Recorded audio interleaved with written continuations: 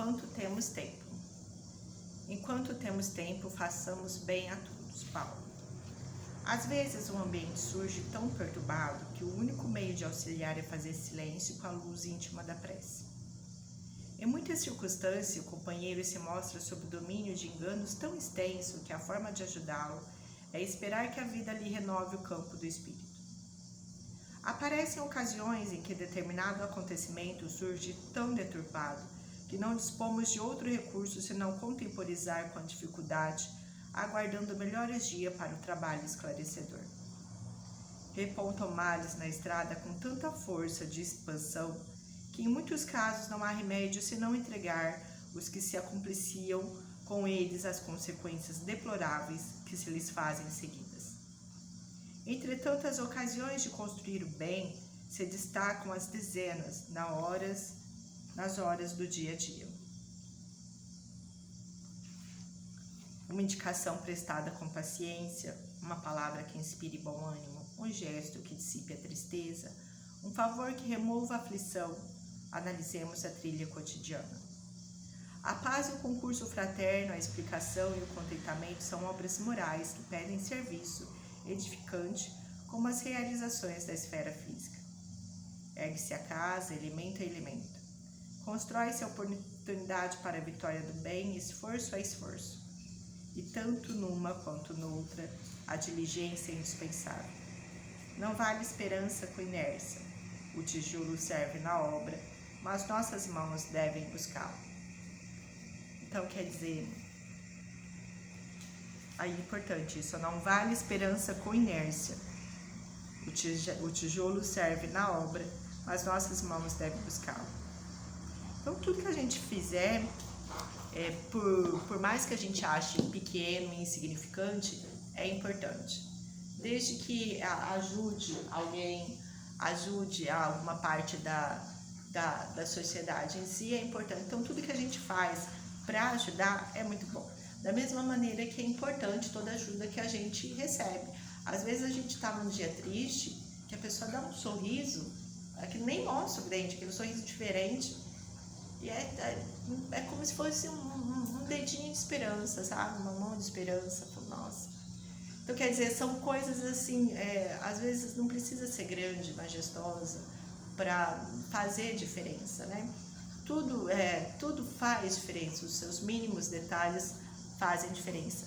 Então, não é só a gente querer que o bem aconteça, a gente também tem que participar para que esse bem aconteça.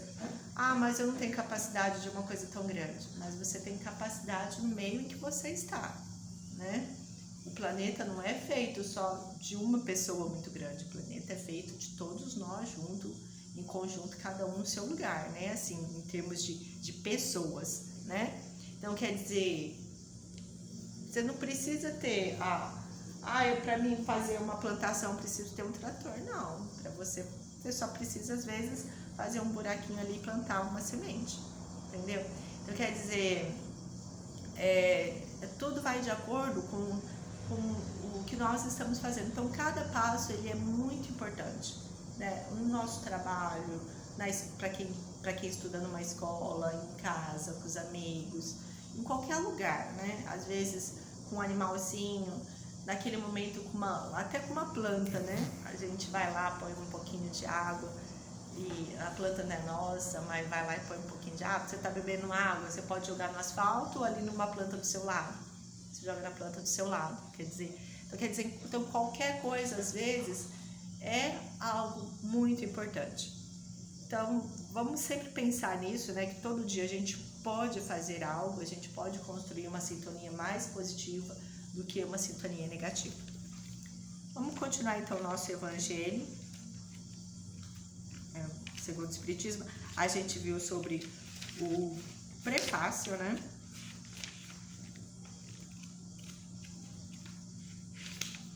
Dela. A parte do objetivo desta obra eu pulei,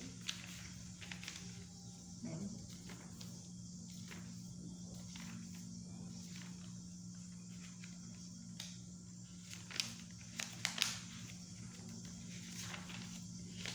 Aqui o prefácio, cadê? ação.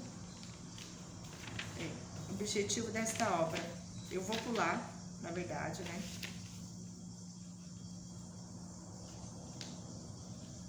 Que aí fala como está sendo aqui, vai ser dividido, né? Autoridade da doutrina espírita, controle universal do ensino dos espíritos.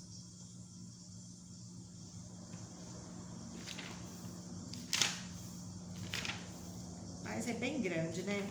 Mas na verdade, se parar e pensar, essa introdução, ela também é importante, né? Então vamos lá. Vamos começar mesmo no objetivo desta obra. Podemos dividir as matérias contidas nos evangelhos em 5 partes: os atos comuns da vida do Cristo, os milagres, as profecias, as palavras que serviram para o estabelecimento dos dogmas da igreja, o ensino moral. Então aqui vamos falar sobre o livro do evangelho, né? Se as 4 primeiras partes têm sido objeto de discussões, a última permanece inatacável, que seria o ensino moral.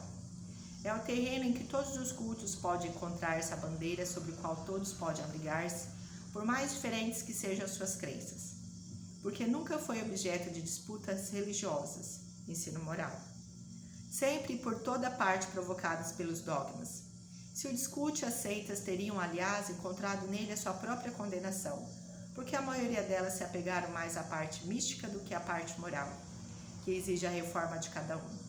Para os homens em particular, é uma regra de conduta que abrange todas as circunstâncias da vida privada e pública, o princípio de todas as relações sociais fundada na mais rigorosa justiça.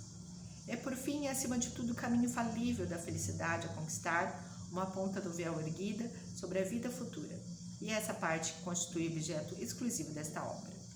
Então, a parte aqui moral, né? Podemos dividir as matérias contidas nos evangelhos, não neste evangelho, nos evangelhos, em 5 partes: atos comuns da vida do Cristo, os milagres, as profecias, as palavras que serviram para o estabelecimento dos dogmas da igreja e o ensino moral. Então, está falando que o evangelho ele vai focar mais no ensino moral, né? Ele vai focar menos em história, né? E mais em conteúdo dos porquês. Por isso que fala o evangelho no lar, né? Ele não é, por isso que não está escrito a Bíblia, né? Praticamente, está escrito o evangelho no lar, porque ele vai focar mais no sentido moral, né? Nos porquês, no que a gente tem que conquistar, né? As razões, quais os objetivos que a gente deve conquistar. E é verdade, né? Porque o ensino moral, ele não fala que religião você tem que estar. Ele fala, assim, do que você precisa, né? Você precisa ter mais paciência, você precisa ter mais generosidade, você precisa ser mais otimista, você tem que ser menos otimista, menos nervoso, né? Mais ou menos assim. Fazer mais para o seu semelhante que você espera de você. Se você fizer algo negativo, não fique assustado se algo lhe devolver negativo, né? Porque tudo é uma construção do que vai, volta. É uma vida de penalidade? Não. É uma vida de ação, reação. Tem algo errado nisso, em ação, reação? Não. Quando você precisa acender um fogo, você não precisa ter uma ação para ter uma reação? Então, onde que está alguma coisa de errado na vida se tiver uma reação de acordo com a nossa ação? Então, não tem nada de errado, né? A gente precisa da reação quando tem uma ação, né? Assim também é com a gente, né? Toda nossa ação produz uma reação. Estejam nós encarnados ou desencarnados. Desencarnados, então, piorou, né? O nosso magnetismo nos leva exatamente num plano espiritual, né? Que está ali coincidindo com o magnetismo, né? Com a nossa vibração, com a nossa irradiação, né? A gente não pode esquecer isso. Você vai estar exatamente onde você quer estar, onde a sua irradiação te leva. Assim é a nossa vida, né? A gente vai estar sempre de acordo com a nossa vibração, né? Onde que a nossa irradiação está nos levando é aonde a gente sempre vai estar. A gente não pode esquecer isso, né? Todo mundo admira a moral evangélica, todos proclamam a sua sublimidade.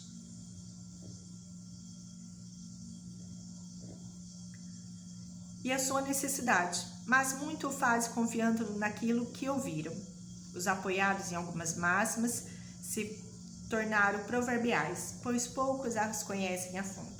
A menos ainda a compreende e sabe tirar-lhe as consequências. A razão disso está em grande parte nas dificuldades apresentadas pela leitura do Evangelho, ininteligível para a maioria.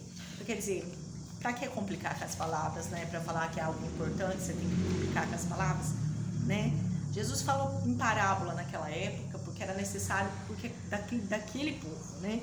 Mas se hoje ele tivesse, ele falaria extremamente simples, né? Porque Jesus tem mais virtudes, né, do que defeitos, né? Quem quer assim, falar extremamente difícil, complexo, quero mostrar para todo mundo o quanto eu sou inteligente, né? A gente usa essas palavras às vezes difícil quando você tipo assim, um advogado às vezes, né? Ele tá ali num processo ali, às vezes ele vai falar uma palavra lá que é de acordo com o que é estudado, com o que vai ser entendido, né? Mas no seu dia a dia ele fala normal, né? Geralmente, eu acho que eu tenho quase certeza que ele fala normal, né?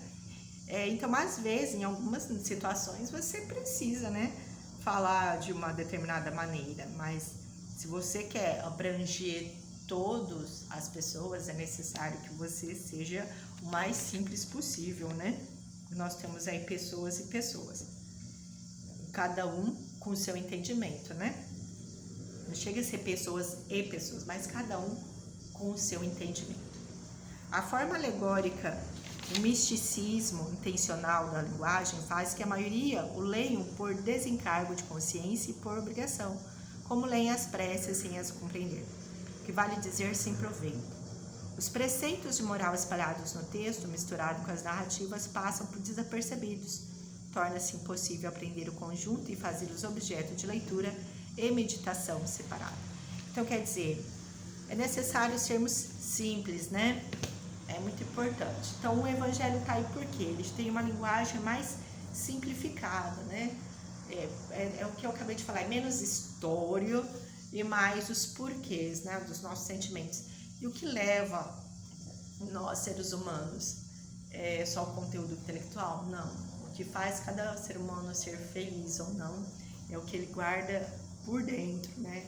E o que ele guarda por dentro não dá pra gente ver. São sentimentos, são emoções. É isso que faz o dia a dia de cada ser humano. Então, a gente explicando hoje, né, como que vai ser o Evangelho, né, por que o Evangelho, né, e por que ele é um livro de cabeceira. Ele é um livro de cabeceira porque ele vai estar sempre falando de sentimentos, de emoções, né, isso é muito importante, né. Então, vamos encerrar mais um Evangelho de hoje, né, mais um momento de orientação. Muito obrigada, Senhor, pelo dia de hoje, que seja feita sempre a sua vontade, não a nossa. Iluminar os nossos corações, os nossos pensamentos, né? Os nossos amigos espirituais, também os nossos inimigos, que necessitam mais de luz, né? Do que, às vezes, a gente, né? Por estar num momento difícil. Que tenhamos olhos de ver, ouvidos de ouvir, o coração de sentir, boca para falar, né? Muito obrigada por tudo. E assim seja.